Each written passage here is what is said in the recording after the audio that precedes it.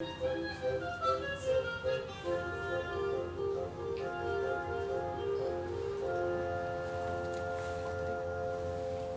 Tiny Tale. The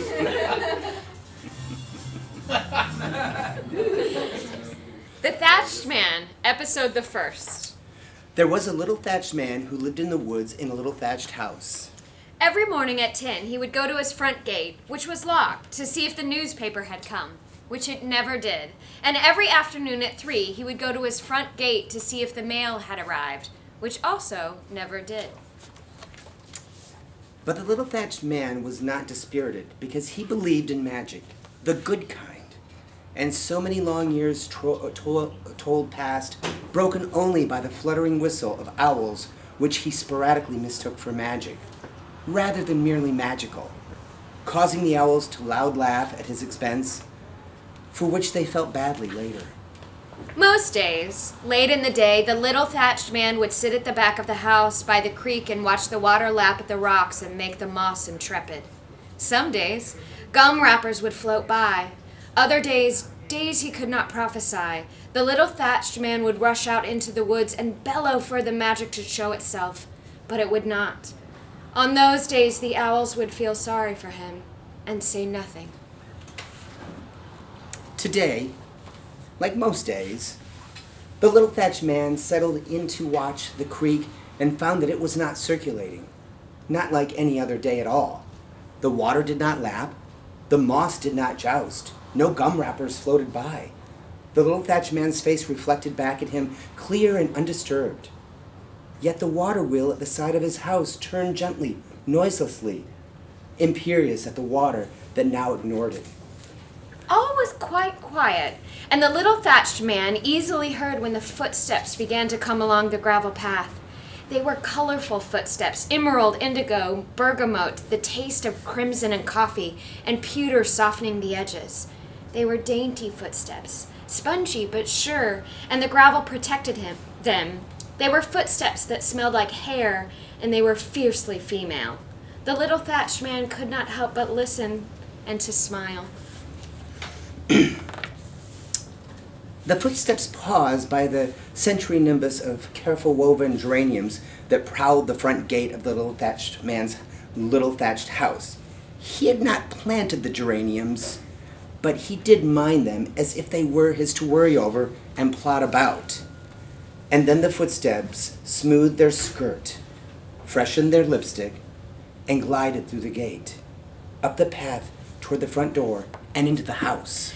The little thatched man was delighted, not amazed, not astounded, and not swaggering either. Today was the day he had unlocked his gate and left it open, for no reason other than thus he had done.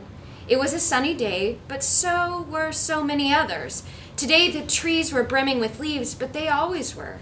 Today the forest creatures were everywhere, insistently heard, rarely seen, detritus trailing, just as ever.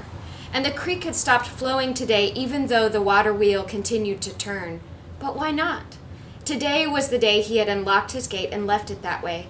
Significant was the act and the intent to do the act. Absent was the motive for either. Still, the little thatched man would often look back, with her in his arms and the gate locked behind them. And he would ask himself about that, ask himself why. And, for a timeless time, that was the only question left unanswered. The only one. And he was okay with that. So much okay that he bellowed no more. But the owls still found him amusing.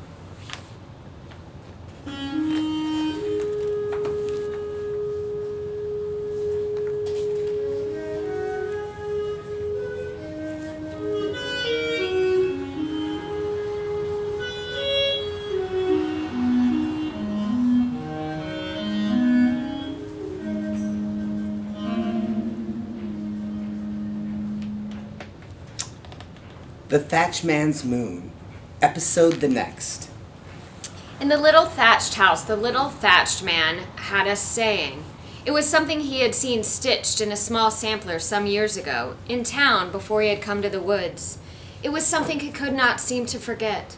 And so, Every night when the moon would shimmer and dance and the crickets would scold it and call it silly, the little thatched man would puff a pipe and say the saying, "Yesterday was the last, today is the first, and tomorrow shall not be yours to keep." On the nights when the moon danced and the crickets scolded, the little thatched man would be content with the saying, and he would sleep once the cobalt ego embers of his pipe pinched themselves out and a last woo of smoke elbowed toward the saggy ceiling.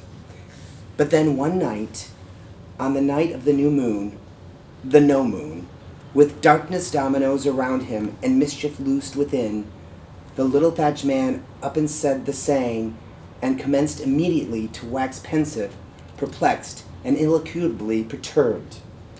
Frets that would infect him anew at every new moon, no moon thereafter. In the darkness, what the little thatched man wanted to know was if he could know, how he would know, the keepers of tomorrow. He wanted to know what they knew. One night of the new moon, the no moon, she passed through the little thatched man's study and felt him fretting. She went into the kitchen and made Earl Grey tea. She had a scoop of Neapolitan ice cream, mostly strawberry. Then she passed back through the study and paused. She wanted to still his upset. "The future is far off," she said, "and wherever it is, it's asleep. Come to bed with me." She had vanilla on her lips, but concern in her dimples.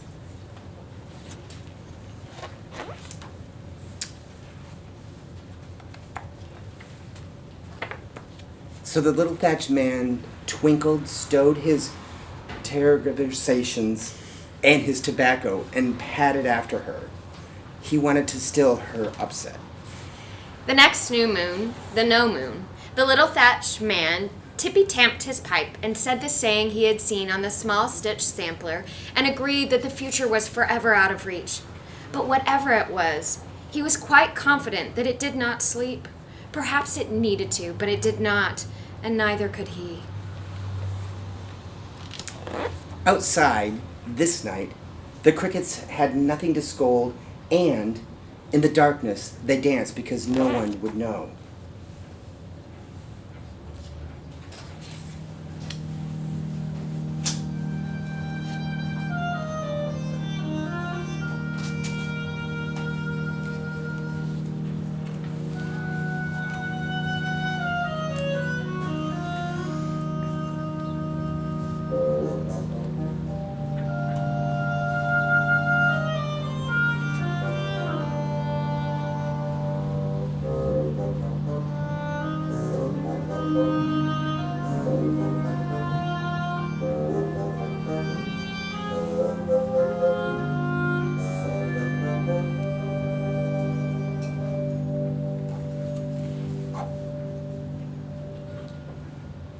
The Thatched Man's Heart, Episode the 3rd.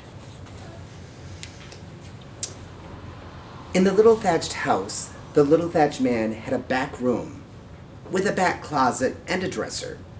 On top of the dresser, at the back, hidden by iron-folded jeans, was a small wooden chest inlaid with ebony and mother-of-pearl, cocobolo, and milk-green jadette, in a splendid patter of iris, amaryllis, tulip, and saffron. The little thatched man had not opened the chest since before she had arrived, and longer even than that. There was a time when, one by one, he had placed things in the chest, and, once it was filled, he had closed it and left it just so. The chest was his, but the things inside were safe kept for others who did not even know of them or him. To the little thatched man, this was a sensible arrangement, because he had no inkling who the others might be, only that he enjoyed being a custodial collector of Favonian destinies, and that this was the rare, burdenless burden of neither bellow nor magic, faith becoming fact when its origins loom more lambent than landed. As to the things in the chest, stories and surmises were rife.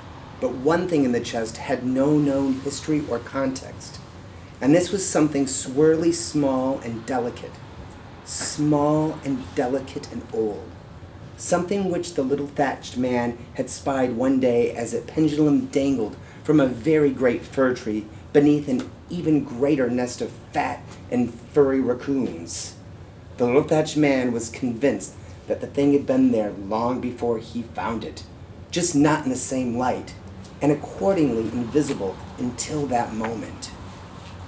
Much relieved, the very great fir tree had dipped so the little thatched man could pluck the out-of-place thing from its velvety whispered quills, while heedless of the entire matter, the even greater raccoons slurped to calm their squeaky and famished raccoonlets, accepting that the hunt for dinner in the forest was now undoubtedly closer ahead than the last breakfast reflex was near back.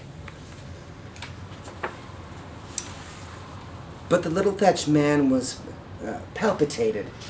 He had discerned at once that this found thing would be in his favorite of all things, then and after. And he shiny wrapped it with love and care and golden foil and scotch tape and a thin braided cord, placing it in the treasure chest to wait its ultimate rightful possessor, the person who would never have reckoned it truant but would need it when given. Presently, long since she had first come to him, on a night of baleen clouds and misty mist that chanted entreaties to themselves, the little thatched man recalled the found thing wrapped in golden foil, went back to the back room and the back closet and the dresser, and he lifted the jeans from the chest. She was asleep when he returned, but he woke her by his excitement and murmured apologies, sparking a truffle-button candle before handing her his gift. Here, by the flicker flame, the little thatched man was agonized to see that the foil had soured streaky, with holes and rips. The scotch tape had devolved to tar, and the braided cord was now a thread among tatters. Thankfully, she did not care. Thankfully, she thanked him and thanked him and thanked him, never mentioning the streaks or the tatters. And then she placed the treasure on the nightstand and left it there, never to be unwrapped, never to be opened, there, eternal. Sometimes, at odd times, he would catch her looking at the unseen found thing in the torn and tarnished golden foil, or she would catch him, and then they would kiss each other and laugh, with moistness in their eyes, and he found himself looking forward to those glorious moments of shared nothing. Eventually, he forgot what was actually inside the foil, but he was certain she always knew. Outside, on most nights, in these woods where the little thatched man lived in the little thatched house with her and the found thing that had become unfound, the raccoons would crackle-talk echo in noises like walnuts massaged in a bag, and the raccoonlets would burp and smirk as if they had all eaten something delicious and filling and wanted all the rest of the world to know what all the rest of the world was missing.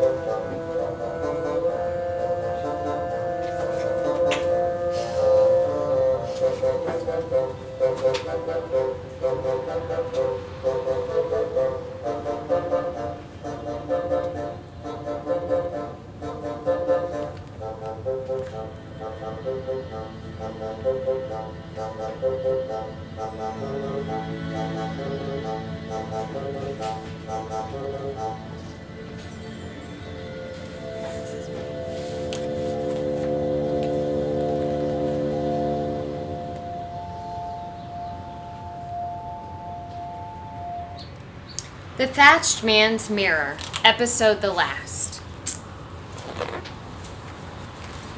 The weather had been wild in the woods, with wind that tasted metal, and the rain had soaked through the trees and made them all puffed up and wrinkly. Underneath it all, the little thatched man house stayed radiant and dry, and underneath the little thatched house, the ventureless snake sighed and helixed in grateful yellow slumber. The little thatched man found that he, too, was sleeping better. And he knew this because he found he was waking better. And, not astonishingly, she was the reason. For all his life, the little thatched man had awakened either to bad dreams that were really bad, but he never retained, or else to the smell of fires that did not exist, but could not be dreamt away. Such talent for alarums and siameki meant that the little thatched man was never late, never once, never in his whole life, even though he really had nowhere to be at any appointed time, but resulted in his mornings feeling often clotted by rubber bands that sometimes left him numb, and other times wincing torn. This was not a stasis state he liked, merely one he was unfit to avoid, until, lacking the slightest provocation, she brought home the clock. It appeared as all others, with hands and numbers, but its time did not change, unless he or she changed it. And yet it awakened him always on time, with a reveille that was the chamois sandpaper of rose petals opening at the behest of the sun. It was the clement cycle of one thing leading to another without need of attention. One could not actually hear it, not even a murmur, but one could scent the roses and wake up without knowing why, or twisting, turning about it. Where she found the flower clock, the little thatched man would not know, nor be troubled about. If pressed, he would have presumed she had made it, because it made him glad to think so. And he definitely knew no one else who could. Many lullaby nights and pillow puddings would linger and pass before the little thatched man conveyed his caring in kind. And this became a tall antique dressing mirror chiseled from a famous Ferris meteor fall, with a polished surface plane of silver star bright framed by crystal honey wink winks from the beginning of beginnings, or even possibly before. The little thatched man bought it from a forest hermit he knew, one of many in this copse, but the only one who sold things that were usually not broken or overpriced. Once inside the little thatched house, the mirror had ingratiated and ingrained itself into the bedroom where, more and more, the little thatched man and she chanced to watch the world, and each other, in it, even when asleep. So, today, as the wind went from yowl to yawn and the rose clock irised wise, the little thatched man defeatled his stance in bed and wide-faced the tall antique meteor mirror across the way, as he did every day. His pride was that while others looked, he saw, and his joy was that his pride was addictive. Seeing her snuggled asleep behind him in the mirror each morning was categorically chiral confirmation that gravity grabs, arrows fly, and desiderium is for losers. But she was not there today. He was in the mirror, and he was all alone. Not concerned and not worrying, but planning to be, after a fashion and in very short order, the little thatched man watched himself pull on his robe in the mirror. And then he slipped on his slippers, and he left the bedroom and essayed the few and various rooms in the little thatched house. In the bathroom he found his hairs and her brush, and it made him wonder if he was going bald, and if she noticed, and if she cared, and if he cared if she did not. Downstairs in the kitchen he found the remnants of last night's pot-au-feu, glowing to the memory but shiver to the touch, and it made him wonder if he had ever eaten at all before she had come into his life. And had he told her how delightful the oxtail and carrot bits had served the stew. In the living room he found her diary and a pen on the table, by the TV that could only receive checkerboard snow, to illuminate the diary when she would read it to him, even though he could see the pages were blank and her reading improvised. And it made him wonder if there had been any day when she had not made him smile. But there was not. And, finally, in the foyer, which was not a foyer, but really just the rough-hewn wooden lintel beams that held the front door at the threshold of the living room. He found her slicker and her peacoat hanging from her peg next to his slicker and his peacoat, with their caps underneath each, surely, and it made him wonder no more. Squinting, the little thatched man opened the front door, waved at the trees in polite salute to their decidedly deciduous and simultaneous hellos and goodbyes, a grand jeté of leaves rasping across the sky this unseasonable season. And he stumbled out, expecting to find her here or there or somewhere in sight. But she was not, and that was not the least of it. For where boxthorn incisors had shorn lacuna in the geranium wall, one could see clear to the creek, and it was running again. A lily pad, free at last, bubbled by. Then another, and another. Orderly barges on a river to somewhere just exactly like where they had been. Overhead, 2 dragonflies swooped and somersaulted, barrel-rolled, and landed onto one of the lily pads, nimbly perched and chatting about bug politics, which the little thatched man could not understand.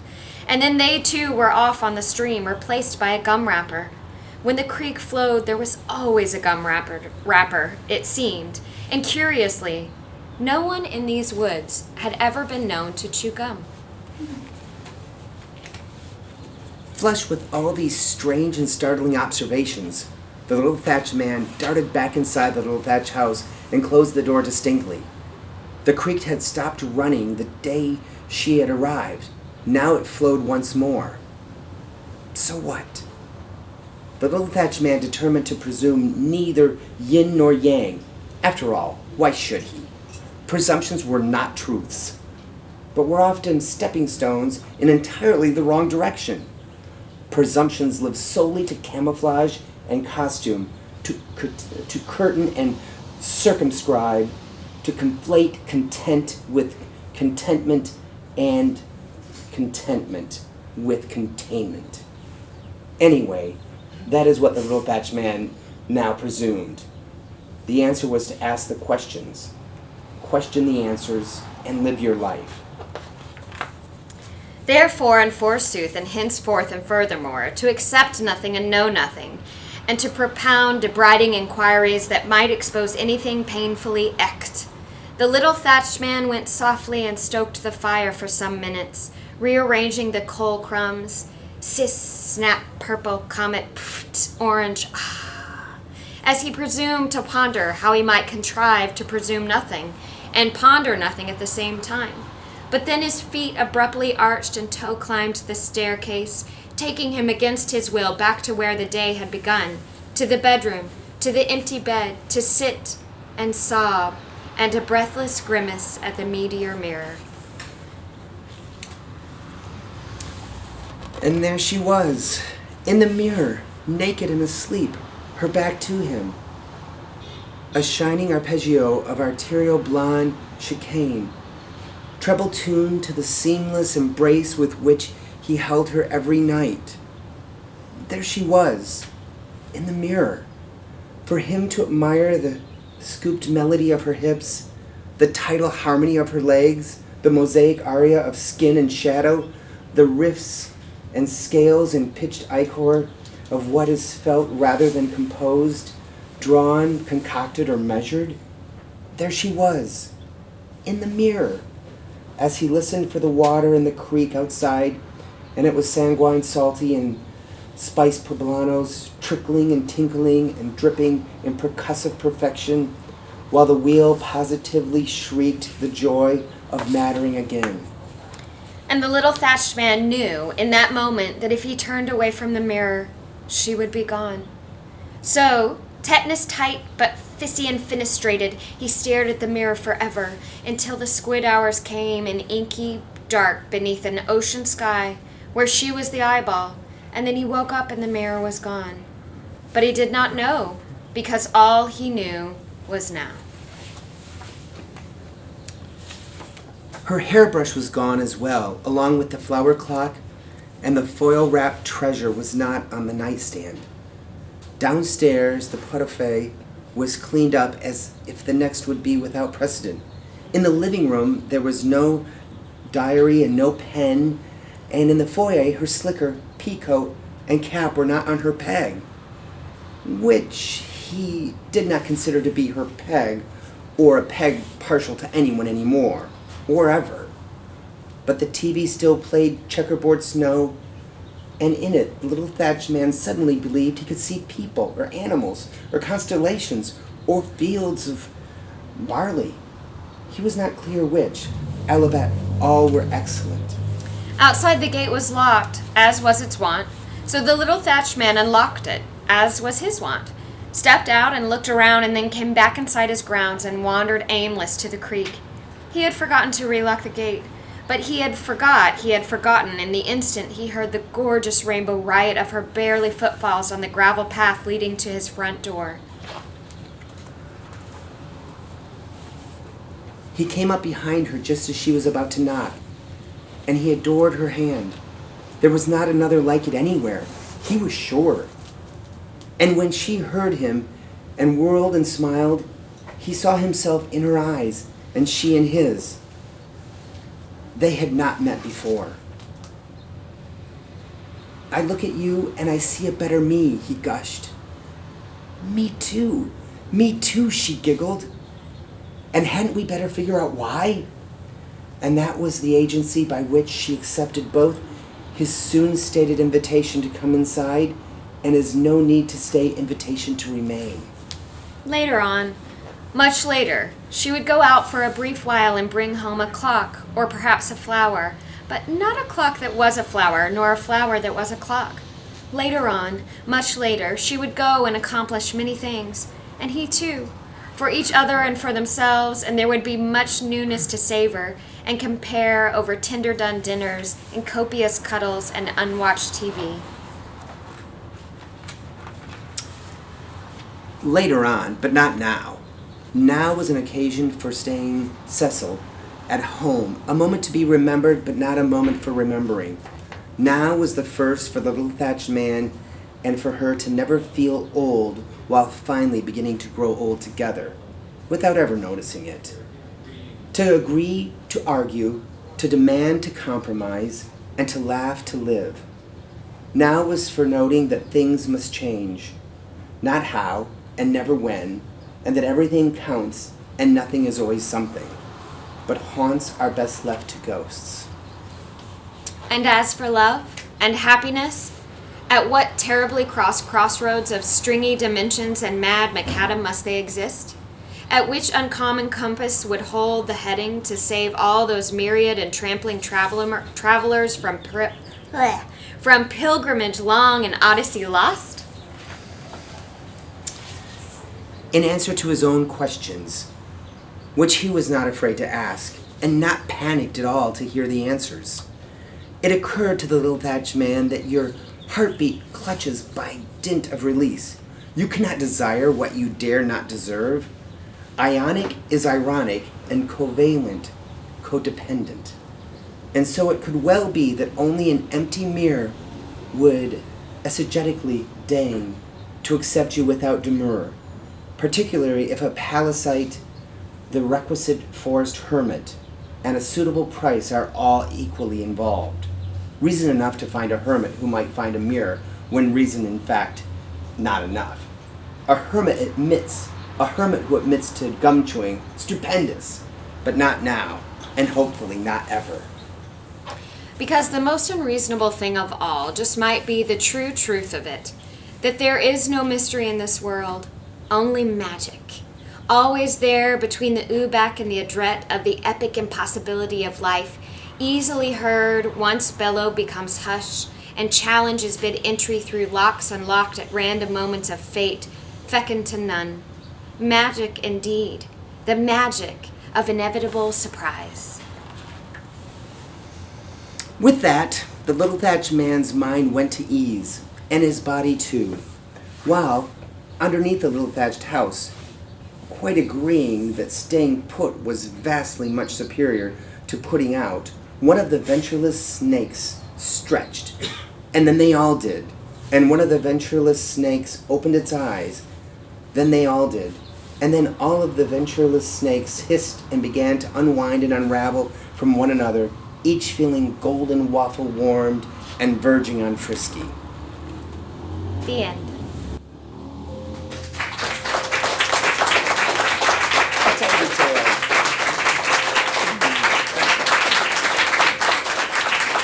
Olivier Coeur and Margot Bancroft. Margot, merci. Thank you for coming. Thank you, thank you.